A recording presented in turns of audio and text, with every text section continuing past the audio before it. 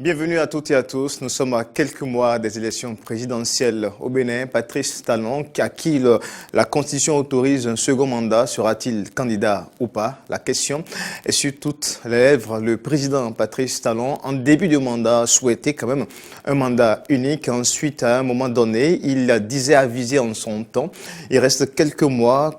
Jusqu'à quand le président Patrice Talon laissera le peuple dans ce suspense? En tout cas, au niveau de certains sympathisants et partisans du régime au pouvoir, on souhaite, et bien sûr, la candidature deuxième mandat pour le président Patrice Talon. En témoigne donc les mouvements de suscitation de candidature que nous entendons, que nous suivons de part et d'autre, de nord au sud, de l'est à l'ouest. A-t-on besoin de susciter la candidature du président Patrice Talon? Que pensent les acteurs politiques du système? Ce soir, nous en parlerons. Et bien sûr, ce décryptage, le rendez-vous qui traite de toutes les questions politiques, environnementales, santé et autres sur Eden Télévision. Le rendez-vous donc qui reçoit un entretien ce soir. Jean-Marcel Dampessor. Monsieur Dampessor, bonsoir. Bonsoir, cher ami. Merci d'avoir accepté notre invitation. C'est moi qui vous remercie. Installez-vous. Alors, Jean-Marcel Dampessor, vous êtes jeune acteur politique, membre de l'Union progressiste, donc membre fondateur de l'Union progressiste. Vous êtes conseiller communal à la commune d'Aplaoué. Vous êtes également communicant spécialiste de la publicité et directeur de l'agence Les Jumelles Acteurs Politiques, membre fondateur et bien sûr de l'Union progressiste. Je l'ai dit déjà à l'entame de cette édition. Merci encore une fois d'avoir accepté notre invitation. C'est moi qui vous remercie, cher ami. Alors, dites-nous d'abord, puisque vous êtes de la grande famille de la majorité présidentielle, Union progressiste, le tout premier parti, j'allais dire, au Bénin, on entend souvent, ça fait pratiquement un mois environ, défendre les sympathisants et les partisans du régime au pouvoir, susciter, appeler le président Patrice Talon à briguer un second mandat. Qu'en dites-vous? A-t-on besoin de susciter la candidature du président au pouvoir? D'abord, je vous remercie pour l'invitation. Je remercie tous les téléspectateurs qui actuellement nous suivent. Et pour revenir à ta question, je dirais qu'en réalité, on n'a pas besoin de susciter la candidature du président Talon. D'abord, c'est un débat qui ne devait même pas être fait. C'est un débat que moi, personnellement, je ne veux pas y participer. Et parce que c'est un débat déjà, à mon avis, tranché. Tranché. Et d'abord, je ne sais pas, le peuple a déjà dit on ne veut pas de mandat unique. À quel moment? Le président Talon est venu avec une ambition. Le président Talon, avant de briguer, avant de déposer sa candidature, a fait un document que nous avons appelé, ou bien qu'on appelle projet de société. Et dans son projet de société, il a dit de façon claire qu'il ferait un mandat unique. Et il a défendu, vaille que vaille. Et lorsqu'il est accédé au pouvoir, il a mis une commission d'enquête, une commission de travail pour étudier la question, proposer une réforme constitutionnelle. Avec tout le travail qui a été fait, des nuits blanches et tout, introduit à l'Assemblée nationale. L'Assemblée nationale, la 7e législature. 7e législature. Et vous allez voir, au passage, je rends hommage au président Djogbenou, qui était le président de la commission. Le président de la commission, qui était presque au four et au moulin de cette commission. Ils ont travaillé, mais le peuple, à travers l'Assemblée nationale, a dit non. Comment vous... Écoute, le peuple a dit non, le peuple a dit non. On ne veut pas le de projet mandat de révision en ce moment a échoué à l'Assemblée nationale. Et ça dit que si on assimile cela à ce que le peuple disait non à un mandat unique du président. Non, en fait, c'est différent. Oui, je comprends. C'est vrai, le président Talon, lui, dans son ardeur, dans son ambition, dans ses ambitions, a voulu un mandat unique pour le pays. Et pourquoi? C'est indépendamment de toute réforme. Il a expliqué plusieurs fois. Aujourd'hui, j'en viens. Il a expliqué plusieurs fois. Il a dit un président qui est dans l'exercice du pouvoir peut prétendre, qui prétend briguer un second mandat, peut peut-être être freiné par son élan de briguer ce mandat à travers ces réformes. Donc, du coup, il ne peut pas avoir le courage de faire des réformes oser. Voilà. Parce qu'il va avoir peur de son impopularité et du coup, il ne peut pas quand même oser pour faire des réformes qui vont apporter un plus-value à ce pays. Et c'est pourquoi il a dit qu'il aurait souhaité, ou bien qu'il souhaite un mandat unique. Il a travaillé autour. Mais le peuple a dit non. Oui, Le peuple a rejeté ce mandat unique. Le peuple, Ce projet a été soumis à l'Assemblée nationale dans le temps, 7e législature. Et vous et moi savons que l'Assemblée nationale a rejeté ce projet de constitution. À partir de ce moment, mais l'Assemblée nationale, oui. puisqu'on là, on ne se comprend pas, oui. Monsieur Jean-Marcel, Oui. l'Assemblée nationale a dit non à des réformes, pas au souhait de Patrice Talon de faire mandat unique. Mais la réforme du mandat unique faisait partie intégrante du projet de révision de la Constitution. Parce que les déclarations dans en le août temps de l'Assemblée 2016 du nationale. président Patrice Talon, les déclarations, Oui. on a des déclarations d'un homme, d'un acteur politique, Oui. d'un président de la République. Oui. Ça sonne un peu comme une promesse au peuple. Est-ce Bien sûr. qu'il faut assimiler ça aujourd'hui à l'échec peut-être de ces réformes du mandat unique là et dire que c'est le peuple qui a été contre? Le président Patrice Talon n'est pas président pour lui-même. C'est vrai, la réforme du mandat unique, c'est son souhait, c'est son vœu, c'est son ambition. C'est personnel, le président Talon. Mais la place qu'il prend, c'est-à-dire le fauteuil présidentiel, n'est pas à lui. Le fauteuil présidentiel est au peuple. Et d'accord?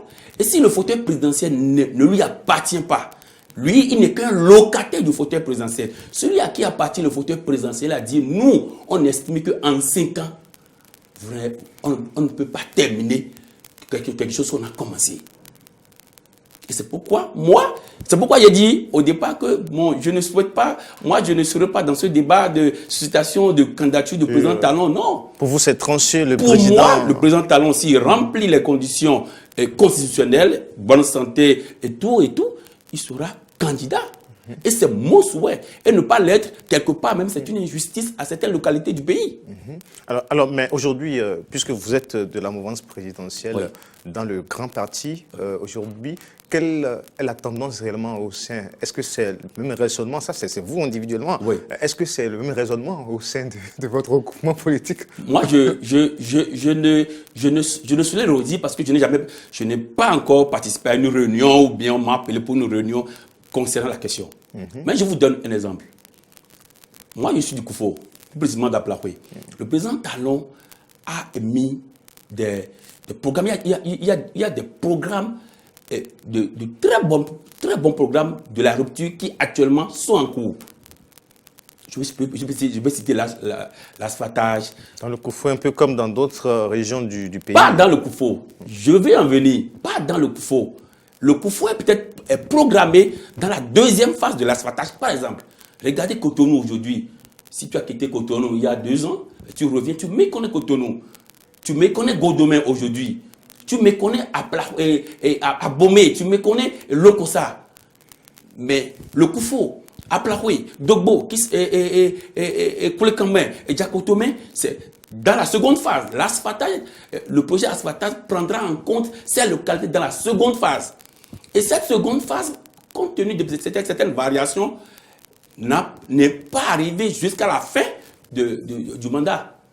Alors, du coup, nous, c'est-à-dire dans le Koufo, par exemple, si le président Talon n'est plus candidat, pour nous, c'est une injustice.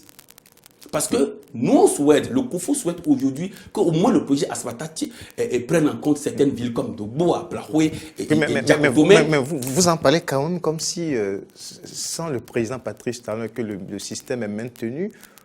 Est-ce que les acquis ne seront pas maintenus aussi? Les acquis seront maintenus. Est-ce que sans lui, en fait, c'est comme si, en griffe, sans Patrice Talon, c'est comme s'il n'y a plus d'espoir. Non, je ne dis pas ça. Moi, je suis un chef d'entreprise. Quand je ne suis pas là, on sent même que je ne suis pas là. Quand je ne suis pas au bureau ou bien quand je suis hors du pays, c'est que pour la période, on sent que je ne suis pas là. Celui qui a écrit son programme, celui qui a mis en place son projet, s'il n'est pas là, a dit sa présence donne un certain coup d'accélérateur à tous les compartiments du projet. Je ne sais pas si vous comprenez un peu ce que je dis. Ça ne veut pas dire que si le président Patrice Talon n'est plus là, que le Bénin serait fermé. Non. Le Bénin va évoluer normalement. Il y aurait un autre président, oui. Mais celui qui a réfléchi, qui conduit à écrire, qui a conçu son projet avec certaines difficultés que lui-même l'a déjà évaluées, surévaluées. Et il sait à quel moment il faut intervenir. C'est pourquoi moi, je dis ce serait mieux que l'acteur de ces projets, le concepteur de ces projets soit... Mais vous rejoignez la logique de ceux qui suscitent aujourd'hui la candidature du président. J'ai déjà dit qu'on n'a pas besoin de susciter la candidature du président Talon. Et que le président Talon ne soit pas candidat, ça va être une injustice pour certaines localités du pays qui n'ont pas encore bénéficié des programmes, de certains programmes phares dont Asfata du gouvernement en place. Donc vous revenez au bilan. Oui. C'est bien cela. Bien sûr, pourquoi pas. Pourquoi pas? Aujourd'hui, tout à l'heure, vous avez parlé de il a promis et tout, mais si on en revient tout à l'heure. Oui, oui. Alors, le bilan aujourd'hui est si réluisant que cela nécessite qu'on suscite la candidature. Est-ce si réluisant? Vous pensez réellement? Donnez-moi le domaine. Je vais prendre peut-être 2 ou 3 domaines. D'accord? Aujourd'hui, quand vous prenez le domaine de l'énergie, il y a quelque temps, il y a des années passées, le phénomène de délestage. Vous en avez encore? Dites-moi, parce que c'est vous qui posez des questions. Allez-y. C'est non. La réponse est non. D'accord? Si vous prenez, par exemple, les infrastructures routières, quand tu prends Cotonou, quand tu prends Godomé, moi je me suis perdu chez moi à Godomé la dernière fois, parce que je suis allé il y a au moins 3 ou 4 mois. J'ai contourné avant d'aller chez mes parents. Vous voyez? Donc, il y a plusieurs domaines aujourd'hui. Quand tu prends le domaine de l'agriculture, le coton, le Bénin est devenu le premier producteur du coton. Je ne suis pas financier pour rentrer dans les évaluations financières, mais globalement, le pays se porte mieux. Mais socialement... Qu'est-ce que vous parlez? Qu'est-ce que vous appelez socialement? Au plan social, c'est quoi vous appelez bien social? On voit toujours les Béninois crier, serrer la ceinture. On voit tous les Béninois difficilement manger. J'ai dit, la dernière fois j'étais à Blahoué, et puis les gens disent, il faut Jean-Marcel, mais aujourd'hui, c'est que c'est tout, on dit de serrer la ceinture, et bon, c'est une minorité qui bouffe le pays, bien qui... J'ai dit, mais travaille pour entrer dans cette minorité. C'est comme ça, de façon ironique, c'est ce que je lui ai dit. Voilà. Moi, je ne sais pas qu'est-ce qu'on appelle minorité ou bien qu'est-ce qu'on appelle de façon sociale et tout. Moi, j'ai un boulot. Hein? Je n'ai pas été... C'est moi-même qui ai créé mon boulot. Le pouvoir d'achat aujourd'hui. Le pouvoir d'achat. Le pouvoir d'achat, cela s'expliquait, beaucoup de financiers l'ont expliqué plusieurs fois. Je vous dis que je ne suis pas financier. Le pouvoir d'achat, c'est normal que le pouvoir d'achat ne soit plus la même chose. Et c'est par rapport à beaucoup de trous financiers qui ont été fermés, réorganisés, réorientés. Le pouvoir d'achat s'amenuise, mais pourtant il y a des performances économiques. Je vous donne, oui, les performances économiques. C'est ça un peu les performances économiques ne sont pas nécessairement liées au pouvoir d'achat. Je vous donne un seul exemple. C'est vrai, vous êtes journaliste, je suis de la com. Il y a des secteurs avant, si vous et moi, on mettait en place peut-être un magazine ou bien... une entreprise... non, magazine où on met une page publicitaire. Tout à fait. Vous savez ce que ça coûtait? Ça, c'est un exemple. Parce que tu es mon ami, je t'appelle, mon frère, où tu es? Bon, écoute, tu as un magazine, bon, viens. Et puis, bon, mets-moi à la DER, et puis, ça peut sortir beaucoup de millions. Mais aujourd'hui, ce n'est plus ça. L'argent n'est plus gaspillé. Et quand on veut construire un pays dans le temps, moi je vous ai dit que je ne suis pas financier pour expliquer les contours de ça. Mais quand on veut développer un pays dans le temps, il faut des réformes qui donnent de nouvelles habitudes. Il faut accepter le sacrifice.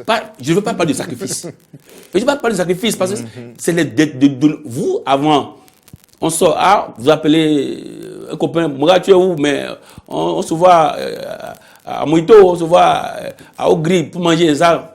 Mais aujourd'hui, ces habitudes ont diminué. Ces habitudes ont diminué et j'avoue qu'on fait mieux d'économie aujourd'hui qu'avant. Parce qu'on ne gaspille plus de l'argent. Ça ne sort plus pour ne rien faire. Aujourd'hui, quand on veut sortir de l'argent, je calcule. Avant, je mets de l'argent en poche et je n'arrive même pas à faire de prévision. Parce que je sais que demain, je vais trouver encore. Ça ressemble à un beau discours politique. Non, moi je ne suis pas dans le discours politique. Pour ceux qui me connaissent, je ne suis pas dans le discours politique. Je dis ce que je vis. Moi, c'est mon exemple, ça. Aujourd'hui, on est relationnel, je dis relationnel, on est rationnel voilà. Dans tout ce qu'on fait. Et c'est cela. Oh, le Ghana n'est pas là où il est en dépensant n'importe comment. Les autres pays qui se développent aujourd'hui ne sont pas. Le Rwanda n'est pas là où. Il y a moins de gaspillage au sommet de l'État. Moins de gaspillage au sommet de l'État. Parce que c'est le gaspillage au sommet de l'État qui s'implémente dans la vie active des citoyens. Quelqu'un t'appelle au bureau, je vais parler du poste. Tu vas le voir, vous causez, pour le transport, il son tiroir, il te donne 500 000 pour le transport. Il faut aller visiter, vous avez des amis ministres, allez les visiter pour voir si ils vont vous donner 100 000 francs pour le transport. C'est cela. Parce que moi, tant qu'on ne peut pas mettre ces comportements dans notre vécu quotidien, on ne peut pas faire de prévision à long terme. On est plus discipliné, dans les dépenses aujourd'hui. C'est la discipline. Alors, dans mais les on revient maintenant à la parole donnée. Oui. Puisque le président Patrice Talon l'a dit, un mandat unique, il disait qu'en 5 ans, lui, il peut faire l'affaire, par exemple.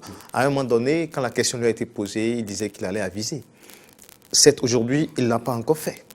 Nous sommes à quelques mois de l'élection présidentielle. Alors, quelles pourront être les réactions du président Patrice Talon? Et si, entre-temps, parce que c'est aujourd'hui, quand on suscite sa candidature, est-ce que ce n'est pas une façon de forcer la main au président? Moi, je ne veux pas. C'est pourquoi il dit au départ que je vais rentrer dans la parole donnée. La parole donnée, c'est quoi? C'est le job est possible en 5 ans. En 5 ans. C'est son ambition. C'est ce qu'il croit. C'est ce qu'il a défendu. Et il a inscrit dans un projet de révision de la Constitution. Le peuple lui a dit, en 5 ans, si vous êtes bon, en 5 ans, vous devez continuer pour finir ce que vous avez commencé. Parce que nous, on ne veut pas de mandat unique. On veut un président qui est bon et qui travaille pour le devenir d'un pays, pour travailler pour le long terme. S'il est bon, on le veut encore pour 5 autres années pour terminer ce qu'il a commencé. C'est ce qui a été traduit par le rejet du mandat unique en son temps. Donc, et en octobre 2017, Brenda a rencontré la diaspora en France. Il a été clair. Il a expliqué et que c'était son ambition. Et parce que le peuple n'a pas voulu, ça ne veut pas dire que s'il garde toutes ses facultés, s'il est en bonne santé, ça ne veut pas dire qu'il ne reviendrait pas pour déposer sa candidature. Donc pour vous, il n'y a pas de débat là-dessus? Pour moi, il n'y a pas de débat là-dessus. Et si le président Patrice Talon créait la surprise et se retire?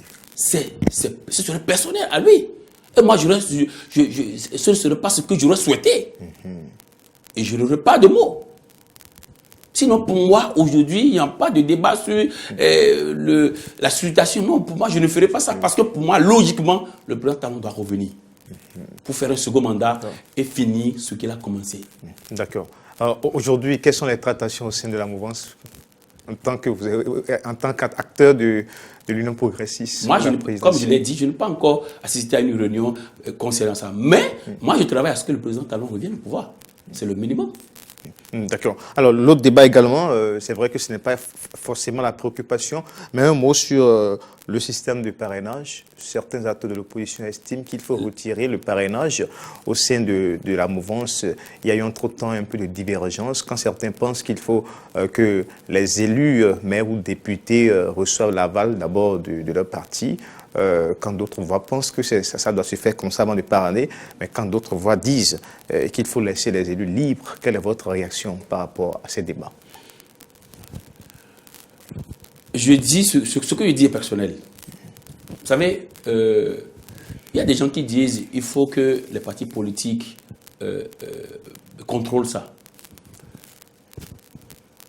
L'idée du système partisan est de ne plus rendre les hommes politiques entre griffes commerçants.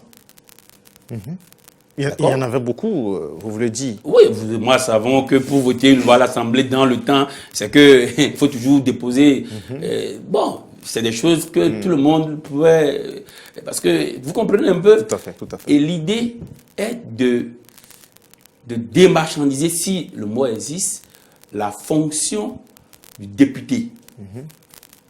Et c'est pourquoi ceux qui... Je suis en train de tenter d'expliquer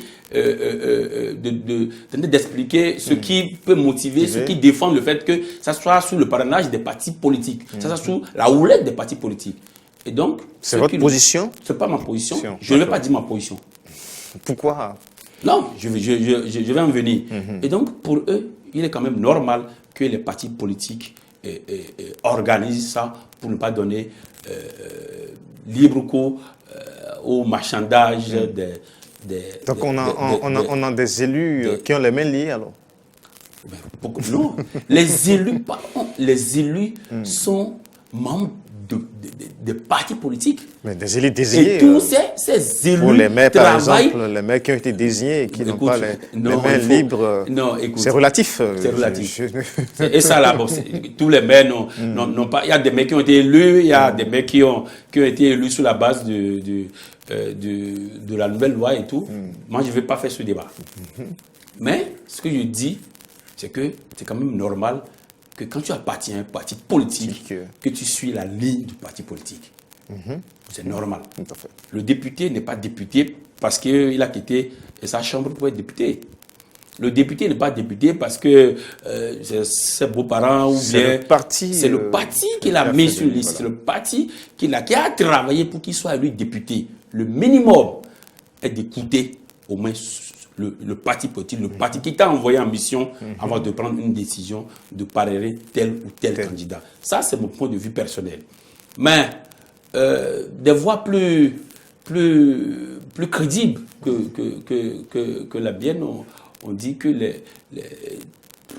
tout candidat peut susciter, peut demander le parrainage des députés qui sont là.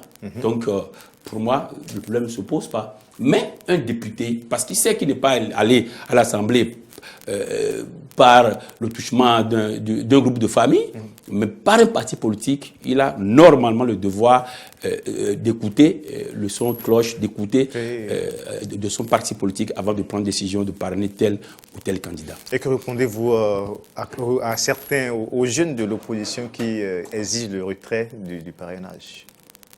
Ça veut dire qu'il faut annuler la Constitution, c'est ça?